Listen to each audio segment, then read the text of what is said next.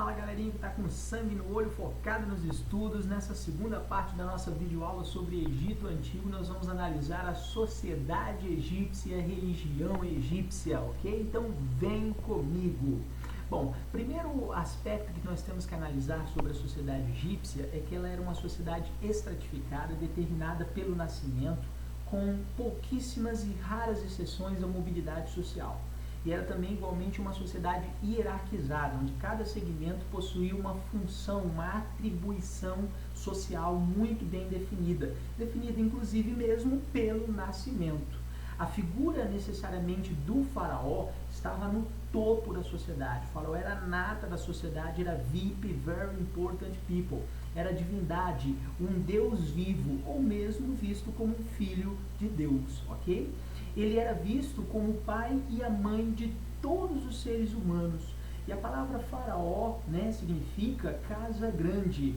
E nós vimos, na nossa primeira aula, que o primeiro faraó foi Menes, ali por volta de 3200 a.C. Ele unificou os reinos do Alto e Baixo Egito, se tornando ali o primeiro faraó. Agora, dentre as atribuições do faraó, ele estava, por exemplo, ele ditava as leis, ok? Organizava e governava todo o império, era proprietário da maior parte das terras de todo o Egito e comandava, é claro, o exército egípcio. Portanto, ele é um chefe político, um chefe religioso e um chefe militar ao mesmo tempo, tudo bem? O faraó exercia, portanto, uma espécie de um poder absoluto. E essa forma de governo é chamada de monarquia absoluta teocrática, ok? Mono, aquia, poder, apenas no poder de maneira absoluta, teocrática, teo, deuses, crático, governo ou poder. Ele governa em nome de Deus, ou o próprio faraó é a figura do Deus. O título de faraó era hereditário, ou seja, passado de pai para filho, geralmente o filho primogênito, ok? E o que formava ali uma certa dinastia governar ou estar no poder. E segundo o costume, o faraó só podia aparecer em público com barbas postiça e coberto por pesadas joias e de ouro, geralmente, ok? Os camponeses, artesãos ou comerciantes eram proibidos de olhar no rosto do faraó, devendo curvar-se diante dele enquanto ele passava. Em geral, o faraó tinha muitas esposas, ok? E era comum ele casar-se com as próprias irmãs ou a própria filha, para preservar a pureza do sangue da dinastia ou da família, ok? Então, a figura do faraó era quem estava no topo dessa sociedade. Logo abaixo vinham os sacerdotes, que na hierarquia social estavam abaixo do faraó. Os sacerdotes, eles estavam encarregados principalmente da administração dos templos, dos serviços religiosos, eram isentos dos impostos, apesar de eles se enriquecerem muito, principalmente com as oferendas feitas pela população de maneira geral, possuíam terras. E como eram considerados intérpretes das vontades dos deuses, eles exerciam certa grande influência sobre as decisões políticas da figura do faraó, ok? Então, por serem intérpretes dos deuses, acabavam exercendo uma influência sobre as decisões do faraó, ok? Bom, logo em seguida, vem a figura dos vizires. Os vizires cuidavam das importantes funções para o bom funcionamento do Egito, como, por exemplo, presidiam o Tribunal de Justiça, cuidavam ali do regimento judicial do Egito Antigo, cuidavam também dos assuntos externos, controlavam a arrecadação dos impostos em todo o império, ok? Logo depois vinham os escribas, que tinham uma função muito importante. Os escribas se destacavam justamente por saberem ler e escrever os hieróglifos, sendo responsáveis pelo registro dos impostos, a arrecadação, a questão do desenvolvimento da escrita foi um passo decisivo para a construção desses grandes impérios. A partir da escrita pôde-se registrar a produção agrícola, o que era comercializado, as grandes obras públicas e mesmo os mitos, as religiões dessas grandes civilizações, E pelo registro, esses escribas também eram responsáveis também pelo registro do censo da população, que é aquela contagem da população egípcia, e graças a essa contagem você sabe qual é o número da população, o número de mulheres, o número de homens em idade militar. Através do controle do censo você sabe o quanto vai arrecadar de impostos, o quanto de alimento precisa para a cidade, etc, etc, né? E eles exerciam controle também sobre as colheitas, sobre a produção agrícola e a criação dos animais, certo? Depois vinham os soldados, que a partir do Novo Império, com a expulsão dos Hicsos e o início da fase imperialista dos egípcios, os soldados exerciam uma importância muito grande para o Império. À medida que havia necessidade de proteção e expansão do território, eles assumiam, os soldados, um caráter muito mais essencial para o Império Egípcio.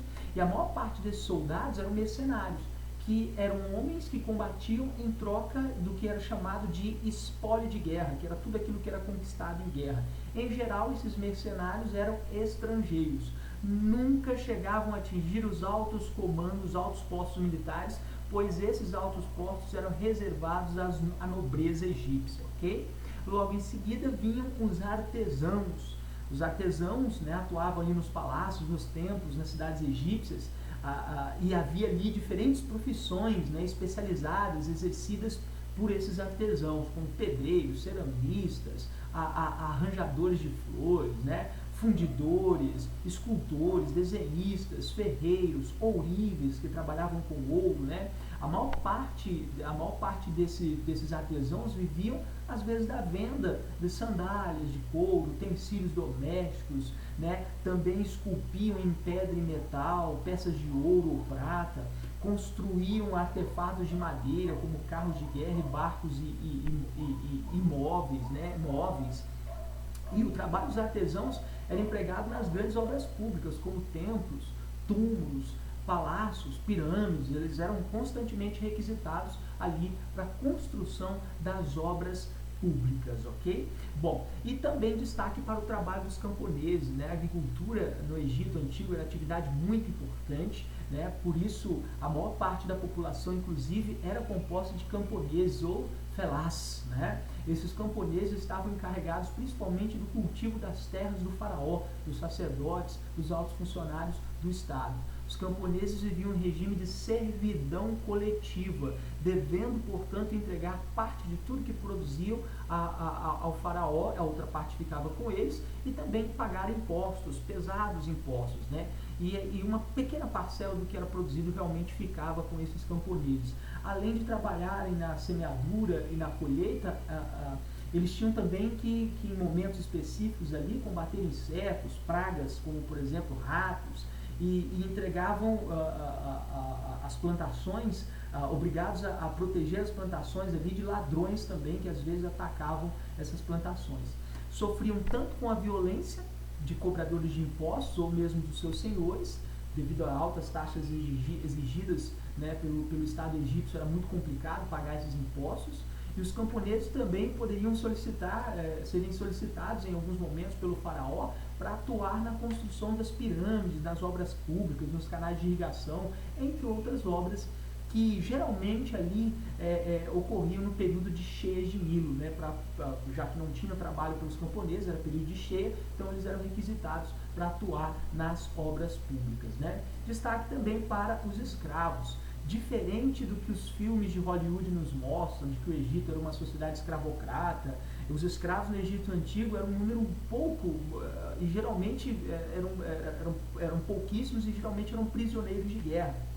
Eles podiam pertencer ao faraó, aos sacerdotes, aos altos funcionários do Estado, trabalhavam nas minas, nas pedreiras, na construção da manutenção de obras públicas, na agricultura, por exemplo. Haviam também escravos domésticos, né? E havia ainda no Egito alguns trabalhadores chamados trabalhadores especializados, como astrônomos e técnicos em hidráulicas. Os astrônomos criaram ali um sistema de calendário baseado no Sol, o calendário solar, que ajudavam a prever enchentes, a planejar as semeaduras e a colheita, e os técnicos os técnicos ali de hidráulica projetavam diques, represas, canais de irrigação, né? Tudo para desenvolver a produção e aumentar, ampliar a produção agrícola no Egito Antigo, né? Um outro aspecto muito importante sobre o Egito Antigo é a religiosidade. A religião egípcia é cheia de mistérios, ela é muito instigante, né? E a religião egípcia era politeísta, ou seja, eles cultuavam vários deuses, vários, teísta, deuses, né? Eles cultuavam vários deuses. Essa diversidade de deuses está relacionada à época, principalmente, que a sociedade era dividida em tribos e em nomos. E aí, a partir da unificação desses nomos, a unificação do Alto e Baixo Egito, com Menes, ali por volta de 3200 a.C., houve uma unificação desses deuses em torno de um mesmo sistema religioso para todo o Egito Antigo. E para os egípcios, a vida diária estava relacionada à vontade, aos desígnios dos deuses. Por exemplo, as cheias do Nilo, a vitória ou a derrota sobre uma guerra, uma batalha, o período de longa seca, o período de muita chuva, tudo estava relacionado às vontades dos deuses. A principal divindade era Ra, o deus Sol, também chamado de Horus. Havia também outros deuses importantes, como Ísis, Osíris, Anubis, e cada cidade egípcia tinha sua divindade. E os egípcios também adoravam um elemento da natureza. Além do sol, o próprio Rio Nilo. O próprio Rio Nilo era a fonte de vida e eles adoravam o Rio Nilo. E todos os deuses da religião egípcia eram representados de formas, ora humana ou formas de animais. Portanto, era uma religião antropozoomórfica. Antropo, homem, zoo, animal. Quando você vai no zoológico, você vai ver animais. Homem e animal são deuses que possuem formas de homem e animais, ok? Agora, uma curiosidade muito interessante, né? Osíris, por exemplo, um dos deuses mais importantes da mitologia e da religião egípcia, era o deus ligado à vegetação, à vida, a vida no além, né? Ele era responsável por julgar os mortos na sala das duas verdades, onde se procedia ali a pesagem do coração do indivíduo. É o que está registrado, por exemplo, nesse detalhe em papiro retirado ali do livro dos mortos de Hunefer. Podemos aqui ver, por exemplo, esse momento de julgamento da sala das duas verdades. Anubis aparece aqui, né, trazendo o indivíduo, o cadáver, né, o defunto, ele traz o defunto para o momento, e em seguida o mesmo Anubis aparece aqui, fazendo a pesagem do coração, né, de um lado da bandeja o coração do defunto, do outro lado a pena da deusa Net, que é a deusa da justiça, tudo bem?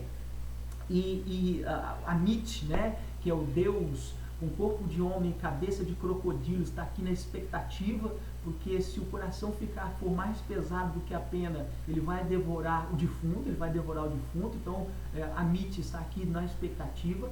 Tot, que é o deus com corpo de homem e cabeça de Ibis, aqui ele anota o resultado da pesagem, e Osíris aparece aqui, ó, presidindo o julgamento, ok?